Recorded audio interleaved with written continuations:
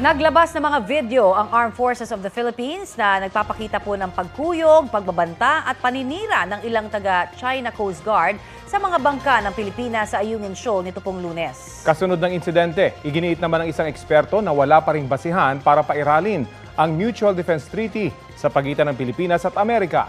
Balitang hatid ni Joseph Morong at Chino Gaston. Napapaligiran ng mga sasakyang pandagat ng China Coast Guard ang mga taga-Philippine Navy. Bukod sa pagbangga, ilang beses dinikitan ang sinasakyan nila. Sa mga bagong video na in-upload ng Armed Forces of the Philippines, kita ang dikit-dikit ng mga bangka ng China Coast Guard at Philippine Navy. Rinig din ang sirena mula sa CCG na ayon sa AFP ay para mahirapan ang komunikasyon at palalain ang gulo at tensyon. Tinalian din ng CCG ang ilang rigid hull inflatable boats ng Pilipinas. Nagkahilahan pa ng tali at nang makuha ito ng isang tauhan ng Pilipinas, pinalo ng isang tauhan ng CCG ang barko ng Pilipinas. Maya-maya pa, may sinungkit siyang bag mula sa barko ng Pilipinas. Sa isa pang video, tila nagbanta ang isang CCG gamit ang hawak niyang palakol. At kahit nasa gilid na ng BRP Sierra Madre ang inflatable boats ng Pilipinas, kinukuyog pa rin ang mga ito ng China Coast Guard. Ilang tauhan pa ng China ang nanakot at nanutok ng mga patalim at pamalo. Ang isa, tinusok pa ang isang rubber boat ng Pilipinas. Nagbabatuhan na, Maya-maya lang, nagbatuhan pa ang dalawang panig. Nang ma-abort ang Rory mission para pasukin ang Ayungin Shoal, isa sa sumaklolo ang BRP Bagakay ng Philippine Coast Guard. 6:41 ng umaga nang malaman na aborted ang misyon dahil sa bigong pagpasok sa Ayungin. Agad pinuntahan ng Bagakay ang Patrol Coastal Craft o PCC na nasiraan ng makina. Pero habang nire-recover ang sirang bangka, pinalibutan ang Bagakay ng China Coast Guard, Chinese fishing militia vessels at maging ng helicopter, batay sa videong ibinigay ng aming source. Dakong alas 8 ng umaga nang magtapat sa Bullig Reef ang BRP Cabra ng Pilipinas at 3 Hubei-class missile boats ng Chinese Navy. Ayon sa PCG, nagsagawa rin daw ito ng dangerous maneuvers laban sa kanilang barko. Sa mga oras na ito, nakatanggap naman ng radio challenge ang BRP Bagakay na sira ang 2 rigid-hulled inflatable boat na nagtangkang makapasok sa Ayungin Shoal. Butas-butas ito na tila pinagsasaksak ng datna ng PCG at hindi pa malinaw kung paano sila nakabalik sa Raja Sulaiman Reef. Wasak din ang mga bintana, ang navigation equipment, pati makina ng mga ito. Mag-alas 10 ng umaga naman nang magradyo ang China Coast Guard sa BRP Cabra para ipaalam na may mga nasugatang Pilipino na dinala sa BRP Sierra Madre. Ayon sa radio message ng China Coast Guard, papayagan daw ang PCG na kunin ang mga sugatang sundalo pero hanggang 8 lang ang sakay ng rubber boat na susundo at walang construction material na dadalhin. Nang magbaba ng rubber boat ang BRP Cabra para magpunta sa BRP Sierra Madre, binuntutan sila ng mga speedboat ng China Coast Guard at Hubei-class missile boat. Alas 9 ng gabi, nakabalik ang rubber boat ng PCG, kargang sugatang sundalo na nilapatan ng lunas sa loob ng BRP Cabra.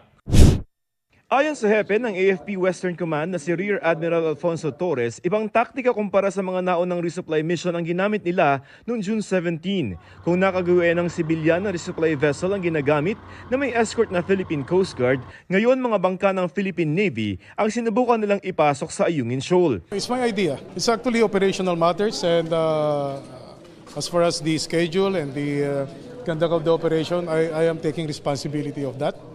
Ginawaran ng Wounded Personnel Medal si Seaman First Class Underwater Operator Jeffrey Facundo na naputulan ng hinlalaki ng kuyugi ng China Coast Guard ang sinasakyan niyang rigid hull inflatable boat o RIB. Sabi nga namin, yan ang pinakamahirap kunin eh. Palakpan po natin. Pumatong yung forward portion ng Chinese Coast Guard RIB doon sa RIB ng tropa natin. And unfortunately, nakahawak yung tropa doon. So, nadaanan yung daliri niya. So, because of the weight and dahil sa bilis nung RIB ng Chinese Coast Guard, tinamaan yung daliri niya. Sa kabila nito, hindi raw magdadalawang isip ang sundalo na magpa-deploy ulit sa Ayungin Shoal. Saan sir, basta order tayo. Sa mga litrato na inilabas ng Global Times galing sa China Coast Guard, makikita ang pagsampa ng mga Chinese sa rib ng Pilipinas na napalibutan na nila. Nasa loob ito ng Exclusive Economic Zone ng Pilipinas pero ang iginigit ng China, kailangan daw nila mag-inspeksyon dahil nasa teritoryo raw nila ito.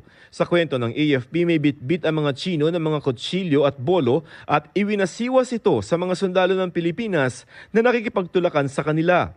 The Chinese even threatened our personnel by pointing their knives at our personnel.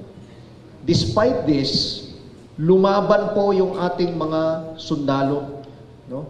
Lumaban po with their bare hands. With their bare hands. Makikita nyo po, tinutulak nila yung rib ng kalaban ng Chinese Coast Guard palabas. Kinumpirma ng Armed Forces of the Philippines at AFP Western Command na ninakaw ng China ang 7 matataas na kalibreng baril na dala ng mga Pilipinong sundalo papunta sana sa BRP Sierra Madre. Hindi pa rin daw ito isinusoli ng China. Gusto ko pong tanggalin yung impression na yung mga sundalo po natin ay hinayaan nila yung mga Chinese Coast Guard na kunin lamang yung ating mga kagamitan, sirain yung ating mga boats. Hindi po natin hinayaan sila. Lumaban po tayo. Although they were numerically disadvantaged, inferior in terms of number of personnel and number of floating assets, they resisted. Ang Chinese Foreign Ministry muling iginiit na professional at restrained ang kanilang Coast Guard. Wala rin daw silang direkta mga hakbang na ginawa laban sa mga sundalo. Ang DFA naman tinawag na iligal at agresibo ang mga ginawa ng China sa misyon sa Ayungin. May mga hakbang nila ang DFA para sa dialogo at konsultasyon pero kailangan magtugma ang mga ginagawa ng China sa kanilang mga binibitawang salita. Kahit may sundalong naputulan ng hinlalaki, wala pa rin daw basehan para ma-invoke at pairalin ang Mutual Defense Treaty ng Amerika at Pilipinas ayon sa isang analyst. Wala pa doon yung mga elemento na hinahanap natin para ma-trigger yung Mutual Defense Treaty. Ito kasi accidental yung nangyari doon sa pagkakaputol doon sa daliri ng ating sundalo ay hindi pa mako-consider na act of war. Joseph Morong, Chino Gaston nagbabalita para sa GMA Integrated News. Kapuso, para sa mga maiinit na balita, mag-subscribe sa GMA Integrated News sa YouTube. Sa mga kapuso naman abroad, subaybayan nyo kami sa GMA Pinoy TV at sa www.gmanews.tv.